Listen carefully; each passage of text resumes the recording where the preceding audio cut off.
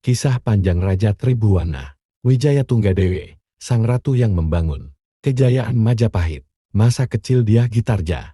Di tengah kejayaan awal Majapahit, lahirlah seorang putri bernama Dyah Gitarja, yang kelak dikenal sebagai Tribhuwana Wijaya Tunggadewi. Ia adalah anak dari Raden Wijaya, pendiri Majapahit, dan Gayatri Rajapatni, seorang putri dari kerajaan Singhasari. Sebagai putri bangsawan, Gitarja dididik dengan ketat dalam berbagai bidang, mulai dari strategi politik, seni, hingga ajaran keagamaan. Sejak kecil, Gitarja tumbuh dalam lingkungan istana yang penuh dinamika politik. Setelah wafatnya ayahnya, pada tahun 1309, tahta Majapahit jatuh ke tangan kakak tirinya, Jayanegara, yang dikenal sebagai raja yang lalim.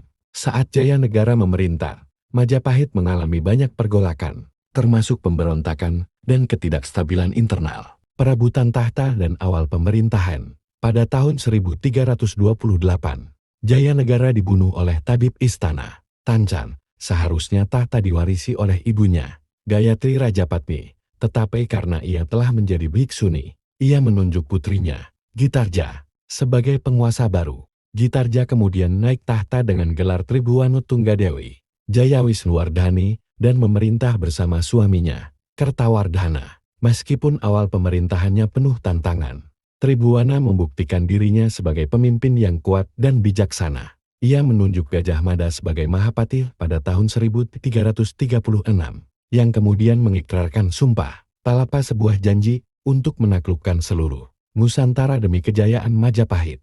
Keberhasilan dalam ekspansi wilayah di bawah kepemimpinan Tribhuwana dan dengan dukungan Gajah Mada, Majapahit mulai memperluas wilayahnya. Bali berhasil ditaklukkan dan dijadikan bagian dari Majapahit. Sumatera, Kalimantan, Sulawesi, dan wilayah lain di Nusantara mulai berada di bawah kendali Majapahit.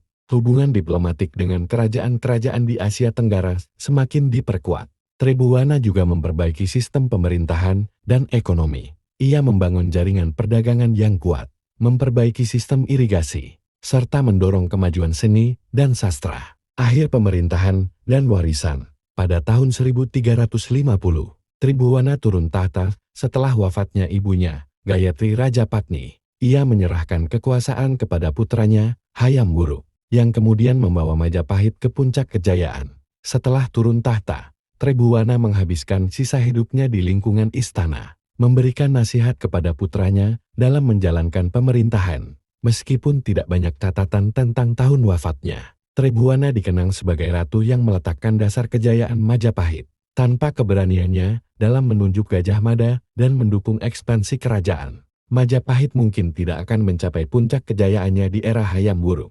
Kesimpulan, Tribhuwana Wijaya Tunggadewi bukan hanya sekadar ibu dari Hayam Wuruk, tetapi juga pemimpin yang cerdas dan visioner. Ia berani mengambil keputusan besar, mendukung ekspansi Nusantara, dan membangun Majapahit menjadi kerajaan yang lebih kuat. Kisah hidupnya adalah bukti bahwa seorang perempuan bisa menjadi pemimpin hebat dalam sejarah Nusantara.